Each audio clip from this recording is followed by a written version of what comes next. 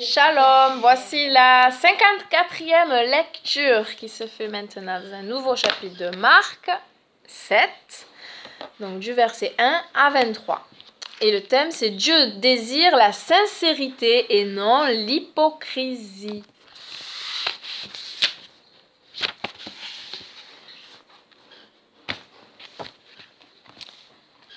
Les Prouchim et quelques enseignants de la Torah venus de Yerushalayim se rassemblèrent auprès de Yahusha. Ils constatèrent que certains de ces Talmidim prenaient leur repas avec des mains impures, c'est-à-dire sans avoir fait Nitilayadaim, le lavage rituel des mains.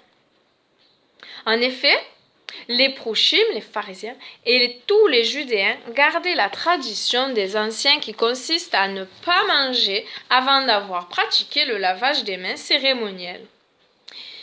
Et quand ils reviennent de la place publique, ils ne mangent pas avant de s'être lavé les mains jusqu'au poignet.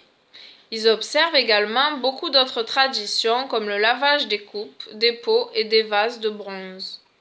Les Prouchim et les enseignants de la Torah lui demandèrent « Pourquoi tes Talmidim ne vivent-ils pas conformément à la tradition des anciens, mais prennent-ils leur repas avec des mains impures ?» Yahusha leur répondit « Hypocrite ! Yeshayahu avait raison quand il prophétisait à votre sujet. Ainsi qu'il est écrit « Ce peuple m'honore des lèvres, mais leur cœur est éloigné de moi.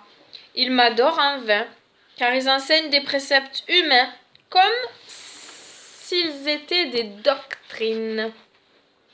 Vous mettez de côté le commandement de Dieu pour vous attacher à la tradition des hommes.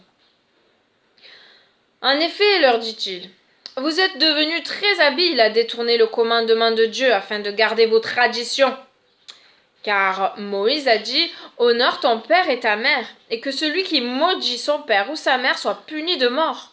Mais vous dites que c'est bien si un homme dit à son père ou à sa mère, je déclare corban, c'est-à-dire une offrande à Dieu, ce que j'aurais pu utiliser pour t'aider.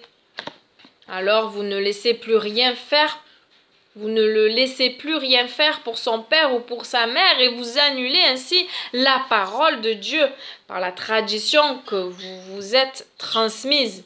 Et vous faites beaucoup d'autres choses semblables. Là-dessus, Yahusha appela à lui la foule et dit « Écoutez-moi, vous tous, et comprenez ceci.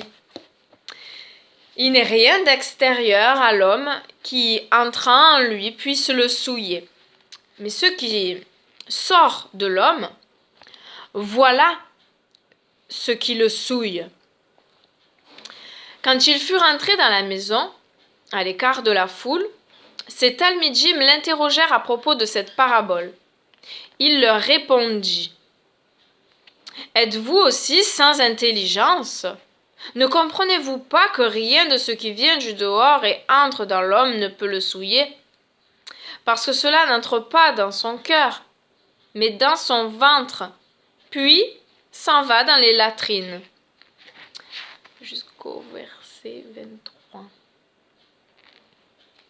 Il ajouta « C'est ce qui sort de l'homme qui le souille, car c'est du dedans, c'est-à-dire du cœur de l'homme, que sortent les mauvaises pensées, l'immoralité sexuelle, les vols, les meurtres, l'adultère, la cupidité, les méchancetés, les tromperies, l'impudicité, le regard envieux, la calomnie, la fierté, la folie.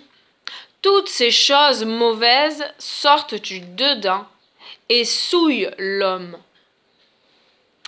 Et la question du jour, c'est « Mon cœur aurait-il besoin d'être purifié?